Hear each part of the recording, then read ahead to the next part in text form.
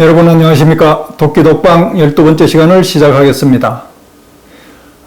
지난주에 이어서 이번 주에도 또 안경을 끼고 하게 되네요. 설마 다음 주에는 여러분들께 안경을 벗고 뵙게 될 수 있지 않을까 그렇게 생각을 합니다. 오늘은요, 독도의 법적 지위와 그리고 행정관리 주체에 관해서 한번 알아볼까 합니다. 자, 제가 이제 독도에 대해서 공부를 하고 하니까 많은 사람들이 독도의 어떤 관리 주체가 누구냐, 그리고 어떤 행정적 절차는 어디에서 어떻게 밟아야 하느냐, 이런 이제 질문을 많이 합니다. 또 들으면요, 제가 앞 시간에 말씀을 드렸죠. 울릉도의 어부가 최초로 독도에 들어와 가지고 생활을 했다. 그렇다면 그 어부가 땅에 대한 어떤 그런 권리를 갖는가? 이런 질문들을 많이 받기도 합니다. 자, 결론을 먼저 말씀을 드릴 것 같으면요. 독도는 국유재산법 제6조에 의거한 행정재산으로 이렇게 분류가 됩니다. 이 이야기는 독도는 결국 국가의 땅으로 개인의 사유가 될 수가 없다는 이야기가 되겠죠. 때문에 소유권은 국가가 가지고 현재는 해양수산부에서 관리를 하고 있습니다. 일찍이부터 독도는요, 그 중요성이 워낙 크고 그리고 미묘한 관계에 있는 섬이다 보니까 굉장히 관리에 중점을 두었습니다.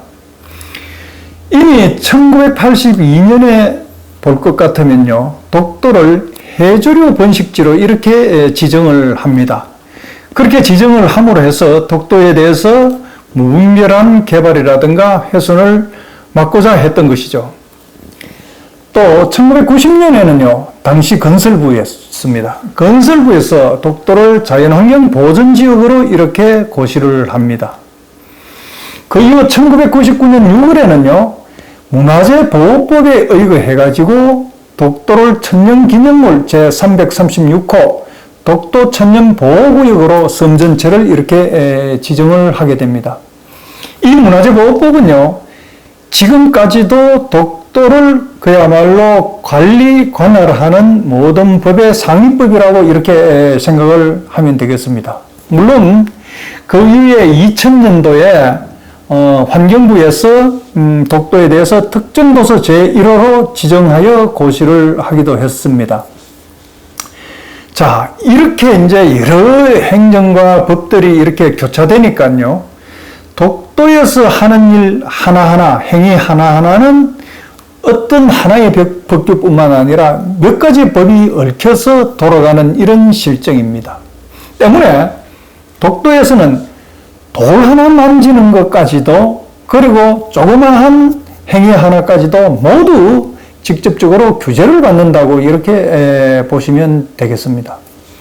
실제 제가 독도에 있을 때 본 이야기입니다. 한 젊은 커플이 독도에 이제 관광을 왔던 겁니다. 왔는데 독도 그 선착장 아래에 있는 해안에 몽깃돌, 그게 아주 죽고 싶었던 모양입니다. 그런데 이제 이 친구들이 꾀를 낸 거죠. 머리에 쓰고 있던 모자를 벗어서 떨어뜨린 것처럼 이렇게 몽깃돌 그 해변에다가 던집니다. 이제 자기들 생각으로는 모조를 주우러 간다고 해서 몽깃돌을 하나 좀 주워오겠다, 이런 계산이었겠죠. 그런데 그걸 독도 경비대원이나 관리사무소 사람들이 모를 리가 없습니다. 하니까 독도 경비대원이 직접 내가 가서 주워다 드릴 테니까 꼼짝 말고 계시라고 하고 주워다 준 겁니다. 그 정도로 독도는 돌 하나까지도 굉장히 이렇게 관리를 철저히 하고 그렇게 관리를 받고 있습니다. 또 당시에 이렇게 봤던 한 가지 사실은요, 어떤 한 단체가 독도에 나라꽃 무화를 심겠다고 해서 독도에다가 아주 대형 화분입니다. 큰 화분에다가 무화 제법 굵기가 꽤 돼요. 굵은 무화를 심어가지고 화분 2개를 힘겹게 이렇게 가지고 왔습니다. 거기다가 묘목까지도 같이 이렇게 뜯어가지고 이렇게 한 다발을 가지고 왔어요. 독도에 무화를 심겠다고. 독도에는요, 일찍이 울릉도에 있는 푸른 울릉 독도 가꾸기회라는 단체가 있습니다. 그 단체에서 독도에 식목 행사를 많이 했는데요. 지금도 그 식목 행사를 주관하고 있습니다만은 거기에 일찍이 독도 무궁화 심기를 시도를 했습니다. 몇천 그루 이상을 심었는데요. 이 무궁화가 실제 염분에 굉장히 약한 이런 식물입니다. 독도에는요, 약간 바람이 거세게 부는 날이면 바닷물이 그야말로 안개비처럼 이렇게 쏟아져 내립니다. 하늘에서.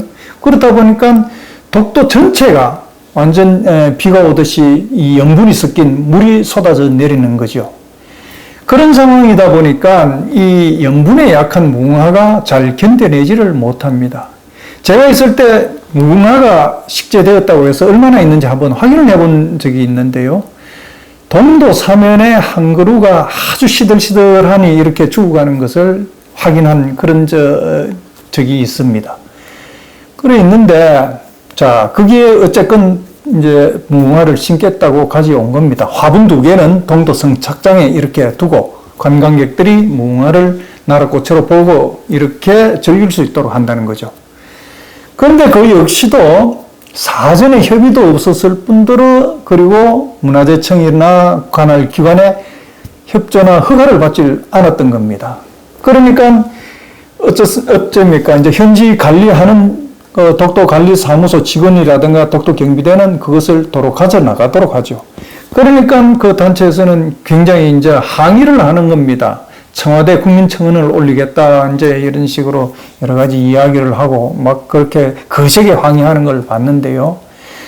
자, 그 뜻은 압니다만은 결국은 이것 자체가 모든 행위는 그렇게 독도는 법에 제한받는다는 사실입니다. 결국 그 무궁화는 나중에 울릉도 도동터미널 입구에 그렇게 2개의 화분이 놓여져 있는 것을 제가 나중에 봤습니다. 자, 이렇듯이 독도 관리는 모두 국유재산법에 따라서 해수부가 하고요. 생태계 관리는 독도 생태보존법에 따라서 환경부에서 하고 있습니다. 기타 이제 시설물 설치라든가 형상 변경 땅의 행위는 문화재보호법에 따라서 문화재청에서 시행을 하고 있고, 일반 행정에 관한 것은 울릉도에서 하고 있습니다. 울릉군에서. 그리고 독도 경비는 여러분들 그렇게 이해를 하는 분들이 많은 것 같더라고요. 해양경비대에서 한다? 아닙니다. 독도 경비는 경북경찰청에서 소관하고 있습니다. 그리고 이제 등대나 주변 시설물 등에 관해서는 지방해양항만청에서 관리를 하고 있는데요. 주민숙소 역시 해양항만청 소속입니다만은 짓고 난 이후에 울릉군으로 위탁 관리해가지고 위임을 한 상태가 됩니다. 자, 이런 여러 지역이라든가 독도에 대한 어떤 시설물이라든가 그 집안에 대해서 여러 가지 위반 사항을 할 때는 가차가 없습니다. 신분 고하를 막론하고요. 과거에 이명박 대통령이 임기 말에 독도를 방문했지요. 그에 이제 기념으로 독도에 전자태극기 개양대를 설치하기로 그렇게 결정을 하고, 그 기단부에다가 양옆에 호랑이상을 이제 2개 앉히고, 국기, 태극기 옆에 한쪽은 이제 경상북도 도기, 한쪽은 울릉군기를 이렇게 세워가지고, 망량정에다가 설치를 했습니다. 그런데 이제 난주 설치를 해놓고 보니까 이것을 조성할 당시에 당초 기단에 있던 호랑이상이라든가 그리고 경상북 도기라든가 울릉군기는 허가사항이 아니었다는 거죠. 그것이 이제 드러나가지고 결국은 사법처리, 행정고발이 돼가지고 사법처리를 하게 되는데, 그 관계자들은 이제 징계를 묻게 되고, 그리고 또 관할 행정관서는 기관 경고를 묻게 되는 그런 일이 있었습니다. 그런 만큼 독도에 있어서 어떤 행위는 지위공화를 막론하고 이렇게 엄격한 법적 관리를 받게 되는 겁니다. 우리 일반인들이 독도에서 만일 어떤 행위를 하고자 한다면요, 반드시 울릉군과 상의해가지고 울릉군 독도관리사무소에 문의한 후에 할 필요가 있을 것입니다. 특히 4월에서부터 6월까지 독도 갱이갈매기 산란철에는요, 규제가 좀 엄격한 편인데, 헬기가 이착륙한다든지, 독도에서 또 확성기라든가 이런 것을 사용하는 것을 법으로 제한을 하고 있습니다. 4월과 6월 사이에는요, 고위마 관료라든가 그리고 국회의원들이 독도를 온다 하더라도 독도 헬기장에 헬기가 내려앉을 수 없습니다. 그 때문에 독도 인근 바다 위에 해양경찰 경비정을 이제 띄워놓고 거기에 헬기가 내려앉아서 거기 이제 내려가지고는 모터보트를 타고 독도로 이동해 들어옵니다. 그런 만큼 이제 일반인들이 간과하기 쉬운 것은요, 예를 들어 학교라든가 기관단체 같은 데서 독도에 이렇게 갑니다. 그러면 그 단체에서 독도에서 어떤 행사를 기획한다거나 퍼포먼스라든가 이런 거를 하게 되지요. 하게 되는데, 특히 이제 뭐 댄스 퍼포먼스라든가 이렇게 연주회라든가 이런 걸 하게 되면요, 마이크나 스피커 이런 음향시설을 쓰게 되는데 이런 것들 역시 규제를 받습니다. 그런데 이제 우리가 한 가지 생각해 봐야 할 점은요, 독도에 대한 무분별한 어떤 훼손이라든가 오염이라든가 이런 것들은 굉장히 심각한 상황을 불러올 수 있다는 걸 알 필요가 있겠습니다. 최근에 국제해양법의 추세를 볼 것 같으면요, 환경이라든가 생태에 관한 이런 문제들을 굉장히 중요시하는 그런 분위기가 역력합니다. 해서 예를 들어 독도에 대한 어떤 훼손이라든가 오염이라든가 이런 게 벌어질 경우에는요, 이웃 나라에서 이를 두고 뭐 ICJ에 고발을 한다든가 이런 교묘한 도발을 해올 가능성이 상당히 높습니다. 때문에 사전에 그런 어떤 시비 요소가 될 만한 것은 우리가 차단하는 것이 바람직하지 않겠나 이렇게 생각합니다.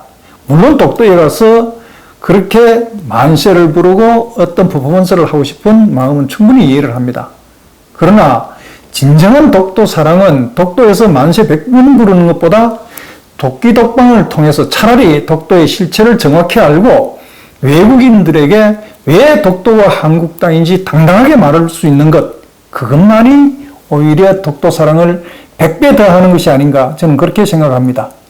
자, 오늘은 여기까지 하겠습니다. 알아야 독도, 모르면 죽도, 도끼독방 전충진이었습니다.